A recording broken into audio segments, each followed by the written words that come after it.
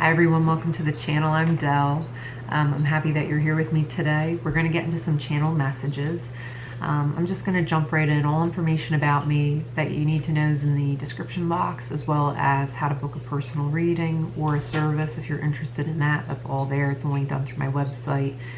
Please do like, share, and subscribe. Thank you so much for those of you who leave comments and like the videos. And yeah, let's just get into it. So we'll see what messages want to come through from the divine today. I'm always channeling in a space of divine love and in a space of non-judgment.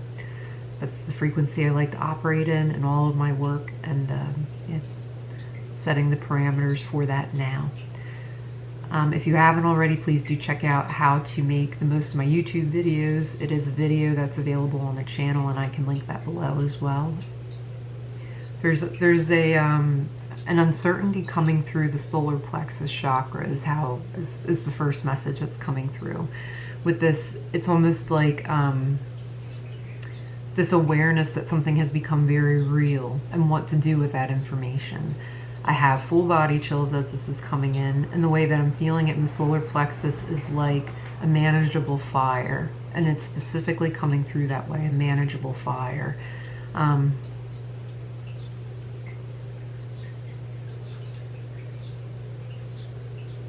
And then it settles. So it's like having a gut reaction to a truth or a perceived truth or something that is real, and then it's like where you would have spiraled or freaked out about it or had a reaction to it, you're actually able to catch that energy, to hold it, to respond to it by transmuting it rather than letting it take you away. Take you someplace else, take you to a space of the mind, of the ego, where you're then just reacting to it rather than relaxing around it and responding to it. You're someone who, or whoever I'm connecting with today, is somebody who has recognized the importance and the spaciousness of patience, of waiting to have the full story, all of the information, understanding you're a human being, so you do have feelings that arise around certain things. So whatever the truth is, I see wherever you're at in your life right now, you're able to just hold it, you're able to observe it, you're able to alchemize what is transpiring, so that way again you can just look at it, you can observe it. Maybe you need more information, maybe you need clarity, maybe you don't, maybe it needs to settle, but you're somebody who observed and witnessed the profound sanctity or that patience brings by just waiting a couple of seconds. Let me deal with this, meaning let me alchemize this, let me transmute that, so that way it can actually come from a centered space rather than this like scattered energy. Okay, yeah. That's all for the channel messages. So I'm actually going to pull a oracle card today from the Salt and Sea deck, and it is Clam. Open up, it's okay to feel vulnerable. So Clam. Whether or not this is a continuation of the first message, you'll know, so I'll leave that for you to decipher or to discern. With Clam, sometimes I see this card as calm, so that was the first thing that was coming through, with just the transposing of the L and the A in the middle there. So someone named Al could be coming through. Al, I'm getting that. And I'm hearing You Can Call Me Al, that song, so I'll add that to the Spotify playlist. Open up, it's okay to feel vulnerable. Clams have a way, I don't know if you've seen them, I live right near the ocean, so I've observed and witnessed this, how clams will kind of use their tongues to dig and to eat and stuff like that, and then when they see a threat, they go, and they shut immediately, and you're not getting that clam open. You have to pry it open. Not that you would, because they're alive. But it's yeah, their strength is amazing. How tight they are able to keep their shell closed. So when it doesn't feel that threat or whatever, then it will open up again. So there's something in there about I'm seeing. I don't know if a clam actually makes a pearl. I think this is just oysters, but I'm seeing something similar where in your allowance to be open or to soften around something, so this could be a continuation of the first message, where it's coming through as, okay, I've received the blow in a way where I've received this news, this truth. I don't have the full information yet, so I'm going to just listen to what is being said.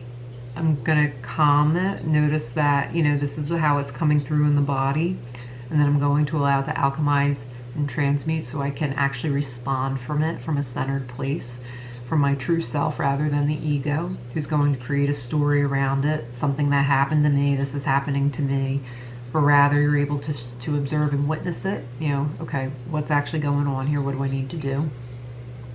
And how I'm seeing it is like in the being the observer, the witnesser, the responder rather than the reactor. It's like, just like the clam, you're able to open up. And what creates that pearl, at least in oysters, are like things like debris and sand and things like that get in there when there's softening, when there's opening, and then over time it becomes this beautiful pearl, which is why pearls are associated with wisdom.